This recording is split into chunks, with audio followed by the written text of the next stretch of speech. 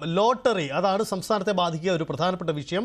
കാരണം സംസ്ഥാനത്തിൻ്റെ നികുതി വരുമാനത്തിൽ സുപ്രധാന പങ്കുവഹിക്കുന്ന ഒരു കാര്യം കൂടിയാണ് ലോട്ടറി. സംസ്ഥാനത്തിൻ്റെ വരുമാനത്തിൽ തന്നെ വലിയ നഷ്ടം ലോട്ടറിയുടെ പുതിയ നികുതി ഘടനയിലെ മാറ്റം ഉണ്ടാക്കും.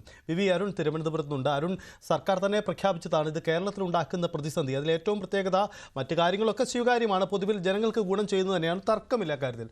പക്ഷേ ലോട്ടറി വരുമാനത്തിൽ വലിയ പ്രതിസന്ധിയുണ്ട്. സർക്കാരിൻ്റെ വരുമാനം കുറയുന്നു എന്ന് പറയുമ്പോൾ ആ ലോട്ടറി മേഖലയെ പൊതുവിൽ ബാധിക്കുക എന്നതാണ്. എന്താണ് ഇതിന് പ്രതിവിധി? എങ്ങനെയാണ് ഈ മേഖലയിലുള്ളവർ സംസാരിക്കുന്നത്?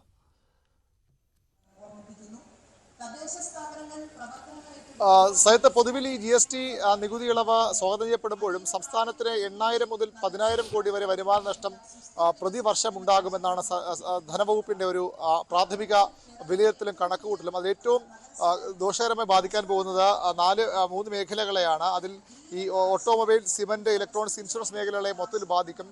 അതിലും ഏറ്റവും സംസ്ഥാനത്തിന് നഷ്ടമുണ്ടാക്കാൻ പോകുന്ന ആശങ്ക ഉണ്ടാക്കുന്നതും സൈറ്റ് സൂചിപ്പിച്ച പോലെ ഈ ലോട്ടറി മേഖലയിലാണ്. ഈ GST നികുതി 40% ഉയർന്നതോടുകൂടി സംസ്ഥാനത്ത് ലോട്ടറി വിൽപ്പനയെ അത് ബാധിക്കുമോ എന്ന ആശങ്കയാണ്. 2 കാര്യങ്ങളാണ് സർക്കാർ മുന്നിലുള്ളത്. ഒന്ന്, ലോട്ടറിയുടെ വില വർദ്ധിപ്പിക്കുക എന്നുള്ളതാണ്. പക്ഷേ കഴിഞ്ഞ മെയിലാണ് 40 നിന്ന് 50 രൂപയായിട്ട് പ്രതിദിന ലോട്ടറിയുടെ വില സർക്കാർ വർദ്ധിപ്പിച്ചു. അതുകൊണ്ട് തന്നെ ഇനിയൊരു വില വർധന ലോട്ടറി തൊഴിലാളികളും ഉപഭോക്താക്കളൊന്നും അനുവദിക്കുമെന്ന് തോന്നുന്നു. അതുകൊണ്ട് സർക്കാർ ഇപ്പോൾ ലോട്ടറിയുടെ വില വർദ്ധിപ്പിക്കാൻ തീരുമാനിച്ചിട്ടില്ല. ഒരു വില വർധന എളുപ്പവുമല്ല. നമ്മൾ രാവിലെ സംസാരിക്കുമ്പോൾ ആളുകളൊക്കെ പറഞ്ഞത് ലോട്ടറിയുടെ വില വർദ്ധിപ്പിക്കുന്നത് ശരിയാകില്ല, ലോട്ടറി വില വർദ്ധിപ്പിക്കുക, അല്ലെങ്കിൽ ഇപ്പോൾ സർക്കാർ തീരുമാനിച്ചിരിക്കുന്നത് ഏജന്റുമാരുടെ കമ്മീഷൻ കുറയ്ക്കുക, അതുപോലെ തന്നെ ഈ ലോട്ടറി സമ്മാനങ്ങളുടെ എണ്ണം കുറയ്ക്കുക. 2 വഴികളാണ് ഈ പ്രതിസന്ധി മറികടക്കാൻ സർക്കാർ ഇപ്പോൾ സ്വീകരിച്ച രീതി. ആദ്യഘട്ടത്തിൽ അത് തന്നെയാകും ഉണ്ടാവുക. അതിനപ്പുറത്തേക്ക് ലോട്ടറി വില വർധനയിലേക്ക് പോകില്ല. എങ്കിൽ പോലും അതുപോലും സ്വീകാര്യമായ നിലപാടാണ് പല സ്ഥിരമായി ലോട്ടറി എടുക്കുന്ന ആളുകളും ഈ കച്ചവടക്കാരും ഒക്കെ സ്വീകരിക്കുന്നത്. വരുമാന നഷ്ടം അവർക്കും ഉണ്ടാകും. ഈ ഏജന്റുമാരുടെ കമ്മീഷൻ കുറയ്ക്കുമ്പോൾ സ്വാഭാവികമായും അവരെതിലേക്ക് ആകർഷിക്കുന്ന പ്രധാന ഘടകം കമ്മീഷൻ തന്നെയാണ്. അവരെ അതിൽ നിന്ന് പിന്തിരിപ്പിക്കും. ആളുകൾ സമാന ഘടന കുറഞ്ഞാൽ ഓരോ ആളും ലോട്ടറി എടുക്കുന്നത് സമ്മാനം അടിക്കുമെന്ന വിശ്വാസത്തിലാണ്. പക്ഷേ അങ്ങനെ പ്രധാനപ്പെട്ട സമ്മാനങ്ങൾ അല്ലെങ്കിൽ പോലും താഴെയുള്ള 100 രൂപ വരെയുള്ള സമ്മാനങ്ങൾ പോലും ലഭിക്കുമ്പോൾ അതൊരു വീണ്ടും പ്രതീക്ഷയാണ് ആളുകൾക്ക്. ആ സമ്മാന ഘടന മാറുമ്പോൾ, സമ്മാനങ്ങളുടെ എണ്ണം കുറയുമ്പോൾ അതും ഈ ലോട്ടറി എടുക്കുന്ന ഭാഗ്യാന്വേഷികളെ കൂടി സർക്കാരിനെതിരായി ചിന്തിപ്പിക്കുമെന്നുള്ള ഒരു സാഹചര്യം കൂടിയാണ്. അതുകൊണ്ട് തന്നെ ഇപ്പോഴത്തെ ഈ GST നിരക്ക് മാറ്റം ലോട്ടറി മേഖലയെ വലിയ രീതിയിൽ തന്നെ ബാധിക്കും. അത് ഇപ്പോൾ വില വർദ്ധിപ്പിക്കാതെ സർക്കാർ പിടിച്ചെടുക്കാൻ ശ്രമിക്കുന്നു. പക്ഷേ എത്ര നാൾ അങ്ങനെ മുന്നോട്ട് പോകുമെന്ന കാര്യത്തിൽ സർക്കാരും വ്യക്തതയില്ല. വില വർദ്ധിപ്പിച്ചില്ലെങ്കിൽ തന്നെ ഇപ്പോഴുള്ള ഈ മാറ്റങ്ങൾ, ഈ കമ്മീഷൻ കുറച്ചതും അതുപോലെ തന്നെ സമ്മാനങ്ങളുടെ എണ്ണം കുറയ്ക്കുന്നതുമൊക്കെയും വലിയ എതിർ അഭിപ്രായമാണ് പൊതുവിൽ ലോട്ടറി കച്ചവട മേഖലയിൽ നിന്നും ലോട്ടറി എടുക്കുന്ന ആളുകളിൽ നിന്നൊക്കെ ഉണ്ടാകുന്നത്. യെസ്, അതാണ് ലോട്ടറി മേഖല ഇതിനോട് പ്രതികരിക്കുന്നത്. അങ്ങനെയാണ് സംസ്ഥാനം നേരിടുന്ന പ്രധാനപ്പെട്ട വെല്ലുവിളിയും അതാണ്. നേരത്തെ ധനമന്ത്രി KN ബാലഗോപാലും പറഞ്ഞതും സംസ്ഥാനത്തിനുണ്ടാകുന്ന ഈ വരുമാന നഷ്ടം എങ്ങനെ പരിഹരിക്കുമെന്നതാണ്. അത് പ്രധാനപ്പെട്ട ചോദ്യമാണ്.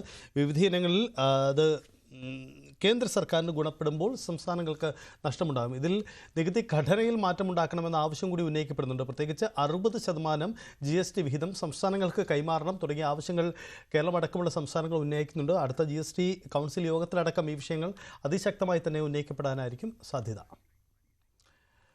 MS അനീഷ് കുമാർ കൂടി നമുക്കൊപ്പം ചേരുന്നുണ്ട്. അനീഷ്, പൊതുവിൽ വിപണിയിൽ വരുന്ന വിലക്കുറവ് ബാധിക്കുക നിരവധി മേഖലയുണ്ട്. നിർമ്മാണ മേഖലയെ ബാധിച്ചു, ഒപ്പം തന്നെ ഗൃഹോപകരണങ്ങൾ അത് വളരെ പ്രധാനപ്പെട്ടതാണ്. പ്രത്യേകിച്ച് LCD LED സ്ക്രീനുകൾ 32 ഇഞ്ചിന് മുകളിലുള്ള സ്ക്രീനുകൾക്ക് വില കുറയുന്നു, മോണിറ്ററുകൾക്ക് വില കുറയുന്നു. അങ്ങനെ ഗൃഹോപകരണങ്ങൾ സാധാരണ ജനങ്ങളെ അവർക്ക് ഗുണകരമായ നിരവധി തീരുമാനങ്ങളുണ്ട്. പലരും ഈ കേന്ദ്ര സർക്കാരിൻ്റെ പ്രഖ്യാപനം വന്നതിന് ശേഷം പുതിയ പർച്ചേസുകൾ ഈ നടപ്പിലാവട്ടെ, അതിനുശേഷം മതി എന്ന് മാറ്റിവെച്ചിരുന്നു. അതിൻ്റെ ഒരു പ്രതിഫലനമൊക്കെ വിപണിയിൽ അറിഞ്ഞു തുടങ്ങിയോ ഇന്നു മുതൽ അനീഷ്?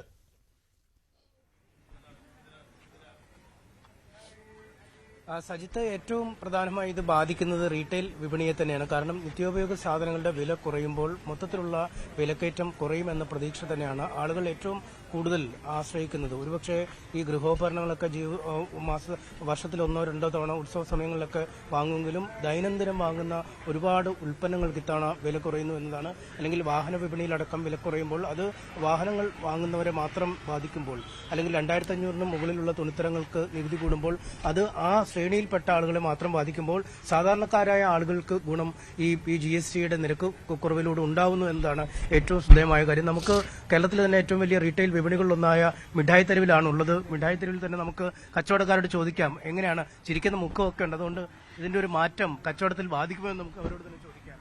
എങ്ങനെയാണ് ഇത് ബാധിക്കുക നിങ്ങളുടെ കച്ചവടത്തെ? കച്ചവടത്തിൽ ഞങ്ങളെ സംബന്ധിച്ചിടത്തോളം കച്ചവടം ടോട്ടൽ സെയിൽസിൽ നമുക്കൊരു ശതമാനമാണല്ലോ ഉണ്ടാവുക.